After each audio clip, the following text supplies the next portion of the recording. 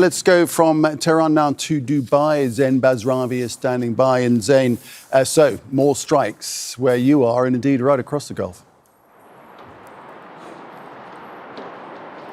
That is correct. We're also hearing reports that the latest attacks here in the UAE, they were intercepted, but debris fall may have resulted in the deaths of 2 people. Initial reports coming out that may have happened in Dubai. We're waiting for official confirmation from the government, but we are hearing that is the case, and it would track with what we've seen in the past. This, I think, is perhaps the second week in a row that there's been serious repercussions from these ongoing retaliatory strikes by Iran. What leaders here and people living and working here are worried about is that these GCC countries, these Arab states, these cities that have been known for so long as safe havens, as places for business and commerce and progress, may become a security front line, perhaps in the long term, in this war between the US and Israel on one side, the side that started it, and Iran on the other, that is retaliating in a way that is really squeezing these GCC neighbors that are stuck in the middle politically, but also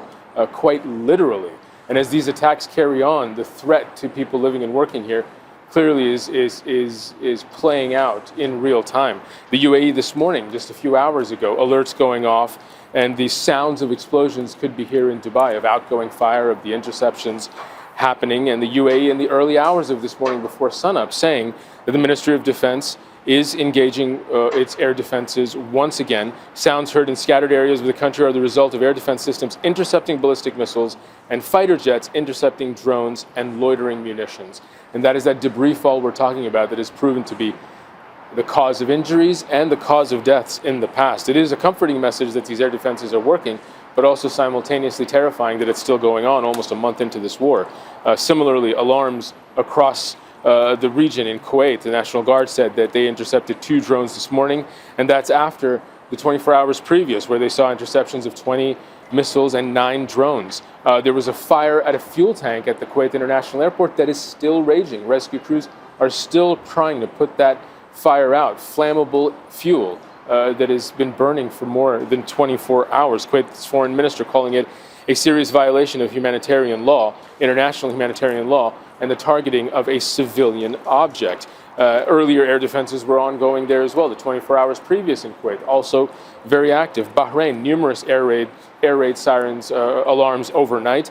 The Ministry of Interior saying they had to extinguish a fire at a facility in the Muharraq governorate, but no injuries were reported. Saudi Arabia, 2 days in a row, 13 drones targeted overnight. The 24 hours previous, dozens of drones and missiles targeting the eastern province, oil-rich eastern province. Debris fall damaging 2 homes in the eastern province on Wednesday. No casualties or injuries, but also targeting Riyadh, constantly trying to hit that diplomatic enclave in Riyadh. And all these attacks, there seems to be an uptick.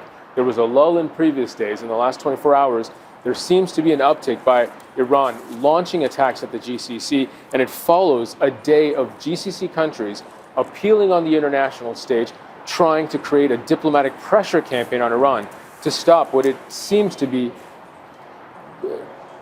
really hell-bent on continuing to do going forward. Okay. Zein, what are we hearing from the Kuwaitis? Because I understand the government has said that it's dismantled a Hezbollah-linked group. So this is really a parallel sort of part of the conflict we've seen playing out in these cities in the GCC. Now, we have to remind people that the stability of these countries depends very, very squarely on the fact that they are strong security states.